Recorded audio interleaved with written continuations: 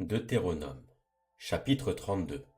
Cieux, prêtez l'oreille, et je parlerai. Terre, écoute les paroles de ma bouche. Que mes instructions se répandent comme la pluie. Que ma parole tombe comme la rosée, comme des ondées sur la verdure, comme des gouttes d'eau sur l'herbe. Car je proclamerai le nom de l'Éternel. Rendez gloire à notre Dieu. Il est le roche. Ses œuvres sont parfaites, car toutes ses voies sont justes. C'est un Dieu fidèle et sans iniquité. Il est juste et droit. S'ils se sont corrompus, à lui n'est point la faute. La honte est à ses enfants, race fausse et perverse. Est-ce l'Éternel que vous en rendrez responsable, peuple insensé et dépourvu de sagesse? N'est-il pas ton père, ton maître? N'est-ce pas lui qui t'a formé et qui t'a affermi? Rappelle à ton souvenir les anciens jours, passe en revue les années, génération par génération. Interroge ton père et il te l'apprendra, tes vieillards et ils te le diront. Quand le Très-Haut donna un héritage aux nations, quand il sépara les enfants des hommes, il fixa les limites des peuples d'après le nombre des enfants d'Israël. Car la portion de l'Éternel, c'est son peuple. Jacob est la part de son héritage. Il l'a trouvé dans une contrée déserte, dans une solitude aux effroyables hurlements. Il l'a entouré, il en a pris soin. Il l'a gardé comme la prunelle de son œil. Pareil à l'aigle qui éveille sa couvée, voltige sur ses petits, déploie ses ailes, les prend, les porte sur ses plumes. L'Éternel seul a conduit son peuple, et il n'y avait avec lui aucun dieu étranger. Il l'a fait monter sur les hauteurs du pays, et Israël a mangé les fruits des champs. Il lui a fait sucer le miel du rocher, l'huile qui sort du rocher le plus dur, la crème des vaches et le lait des brebis, avec la graisse des agneaux, des béliers de Bassan, et des boucs avec la fleur du froment. Et tu as bu le sang du raisin, le vin. Israël est devenu gras, et il a regimbé. Tu es devenu gras, épais et replé, et il a abandonné Dieu, son Créateur. Il a méprisé le rocher de son salut. Ils ont excité sa jalousie par des dieux étrangers. Ils l'ont irrité par des abominations. Ils ont sacrifié à des idoles qui ne sont pas Dieu, à des dieux qu'ils ne connaissent point, nouveaux, venus depuis peu, et que vos pères n'avaient pas craint. Tu as abandonné le rocher qui t'a fait naître, et tu as oublié le Dieu qui t'a engendré.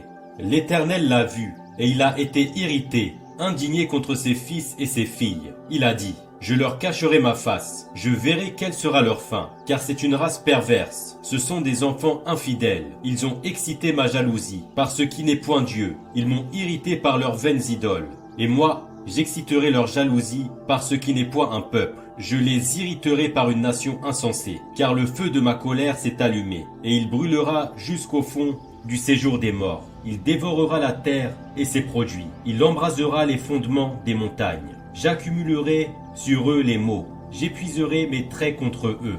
Ils seront desséchés par la faim, consumés par la fièvre et par des maladies violentes. J'enverrai parmi eux la dent des bêtes féroces et le venin des serpents. Au dehors, on périra par l'épée, et au dedans par d'effrayantes calamités. Il en sera du jeune homme comme de la jeune fille, de l'enfant à la mamelle comme du vieillard. Je voudrais dire, je les emporterai d'un souffle, je ferai disparaître leur mémoire d'entre les hommes. Mais je crains les insultes de l'ennemi, je crains que leur adversaire ne se méprenne, et qu'ils ne disent: notre main a été puissante, et ce n'est pas l'Éternel qui a fait toutes ces choses. C'est une nation qui a perdu le bon sens, et il n'y a point en eux d'intelligence. S'ils étaient sages, voici ce qu'ils comprendraient, et ils penseraient à ce qui leur arrivera. Comment un seul en poursuivrait-il 1000, et deux en mettrait-il 10 000 en fuite, si leur rocher ne les avait vendus, si l'Éternel ne les avait livrés? Car leur rocher n'est pas comme notre rocher. Nos ennemis en sont juges,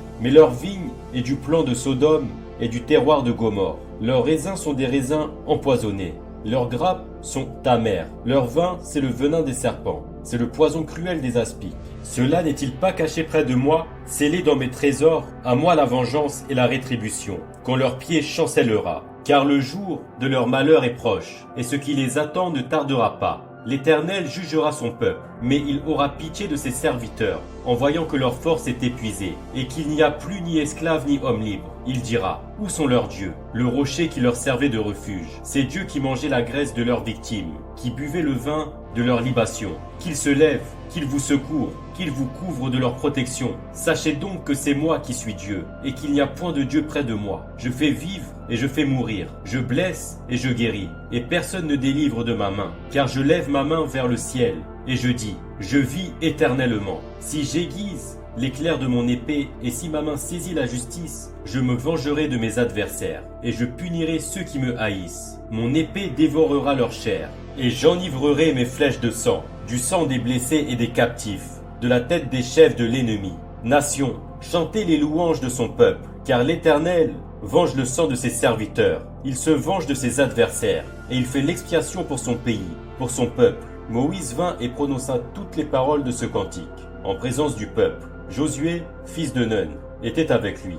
Lorsque Moïse eut achevé de prononcer toutes ces paroles devant tout Israël, il leur dit, « Prenez à cœur toutes les paroles que je vous conjure aujourd'hui de recommander à vos enfants, afin qu'ils observent et mettent en pratique toutes les paroles de cette loi.